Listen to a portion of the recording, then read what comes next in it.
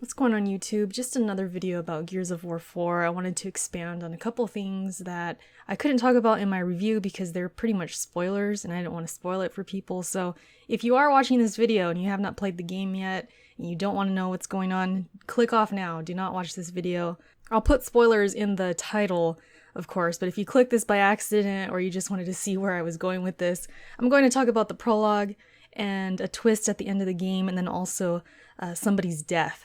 So if you don't want to know that stuff, go ahead and click off now. For everyone else, let's get into it. I just want to talk about three main things that happen in the campaign that are up for discussion. We can kind of look into them a little bit more and just, I want to give you guys my overall thoughts and opinions just on these events and how important they are to the Gears of War universe. So I'm going to start with the prologue. That was the very beginning of this game and it really made me happy because if you guys remember, I made a video months and months ago about this game and what I wanted it to be, and I wanted it to be a prequel. I wanted to see Dom's brother and I wanted to see the Pendulum Wars. And I got that in this prologue. If you guys noticed, they were referring to a character as Santiago.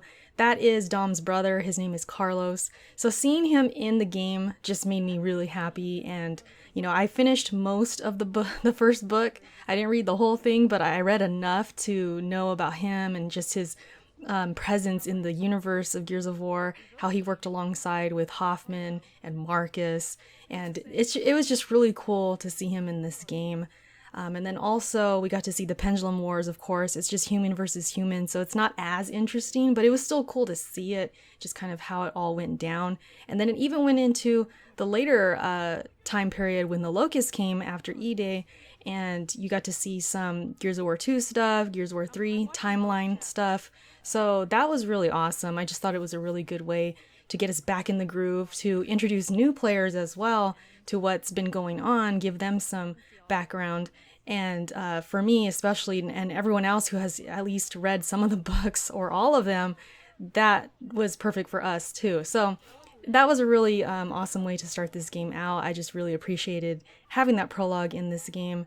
It was just an awesome thing to do. So that's the first thing I wanted to talk about. The next thing was Anya's death. So we didn't get to see what happened exactly. There was no flashback, or she wasn't really in the game at all. They talked about her. You had JD and Marcus kind of talking about it, which was a little uncomfortable. Even for me, I was kind of, you know, going along with it. I was seeing what they were saying and I was just like, wow, they're actually talking about Anya. JD actually puts Marcus on the spot and he tells him, you know, how come you're not keeping Mom's grave clean? There's leaves everywhere. He was just kind of upset by that, and you can tell this made Marcus upset. There's just some huge tension between them when this comes up, and I can't remember what happens exactly. I think he blames it on the wind because, you know, you have the wind flares and all the weather stuff going on. And so he kind of threw that back in JD's face, like, hello, there's wind flares, dummy. So there's a lot of tension there when they're talking about this. But yes, we did see Anya's grave if you looked for it. It's not part of the main story. It's not something you have to see. It's just kind of off to the side. If you haven't seen it, I will probably put up that gameplay right now where you can find it. But I just kind of found it by accident. I wasn't really looking for anything. It's just, you know, I was looking around, I went through a gate, and there it was. So when I saw it, I was pretty sad because I'm a huge Anya fan. I like her. She was the one I would always choose with the multiplayer in Gears of War 3. I just really liked Anya. You know, she was a pretty girl. She was, you know, Marcus's love, and I always felt like she was one of my favorites in the game.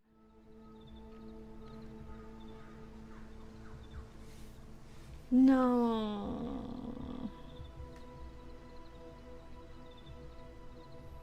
I knew it. Damn it, Anya.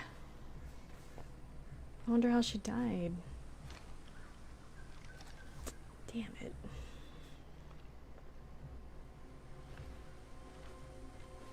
I had hope.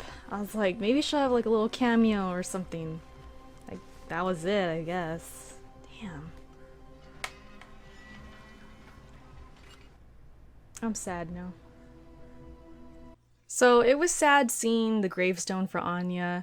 Right away I was like, no, why? Because I really wanted to see her in this game, even if it was just for a cameo or something really small, like a small part.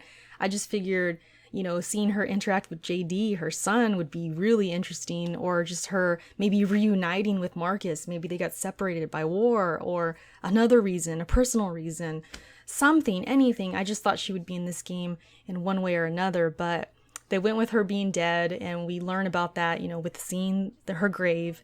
And so, yeah, it sucked. I was disappointed, but it is what it is. So we know Anya is gone. They don't really show like anything about it. They don't show a flashback or anything.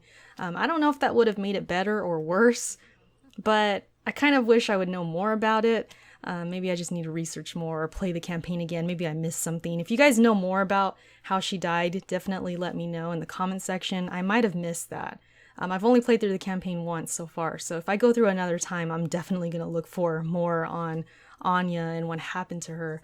But yeah, so that's that. You know, Anya's gone, and now let's talk about the ending and the twist at the end. There were some people confused by this in my stream. They were asking me, you know, Erica, what does this mean? What's going on? So I'm gonna explain what I think is going on. I mean, it's pretty straightforward.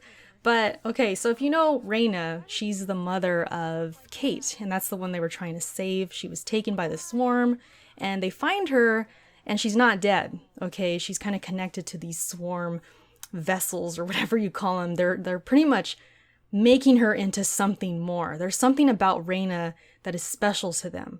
They obviously didn't kill her. She's not in a typical pod. She was being grown to something like they can get behind, or maybe call a leader. Like, you can tell they were making her powerful. And then she tells Kate, you know, just cut these lines. I'll die and you'll stop this process. And that's where it escalates, and Kate has to pretty much kill her. And so it's a hard moment for Kate. And like I was saying in my review, because of the development not being so strong with Kate and Reyna, I didn't really feel too emotional about this or connected to this. It just kind of happened.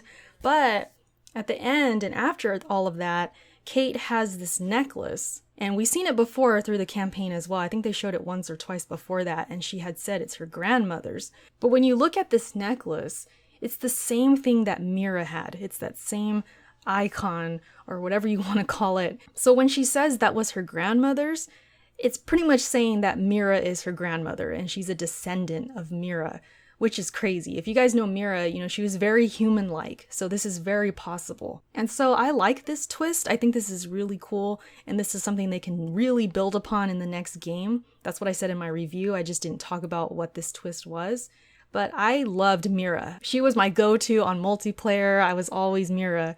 And she was just an awesome looking character, an awesome looking villain.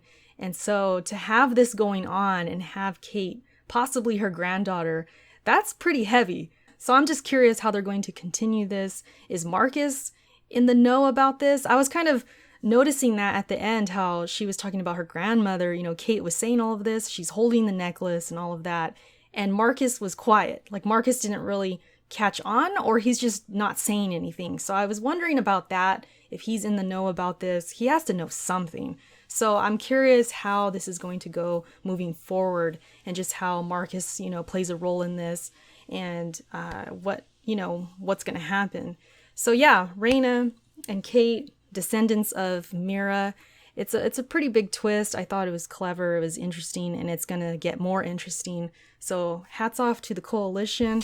I think that pleases a lot of fans, including myself, Mira fans, of course. We like to see these characters revisited and talked about again. Another thing I want to mention real quick, I know I went through the 3 main points, but let's talk about some other characters that kind of made their presence in this game. We have Cole and Baird. Can I just say that Baird, he did not age very well. Cole looks good. He looks distinguished. He doesn't even look that different. He looks pretty much the same. And of course they act the same. They're still the same guys. But Baird, man, I don't know what happened to him. And then you had Sam come in, right? You guys remember Sam, and her and Baird pretty much insinuate that they're in a relationship. And you'll have to see the stream that when I was streaming this game, I was like, no, Sam, how could you? Like, what are you thinking? Because I am just not a Baird fan. I've never liked him. It's part of the reason I did not like Judgment, because it was so revolved around him. I'm just not a big Baird fan. So, and especially with how he's aged, I'm thinking, Sam, you can do so much better. Like, why not go with Cole? Or try with Marcus? Nah, that's not even cool. But you know what I mean? I was just like, wow, they had to throw that in there. That's funny. I'm here, sweet cheeks. Ready to go? Tell me your wife wanted to do this. Sam and I aren't married. Special lady friend, please. Your wife? And she insisted on coming. Not Sam.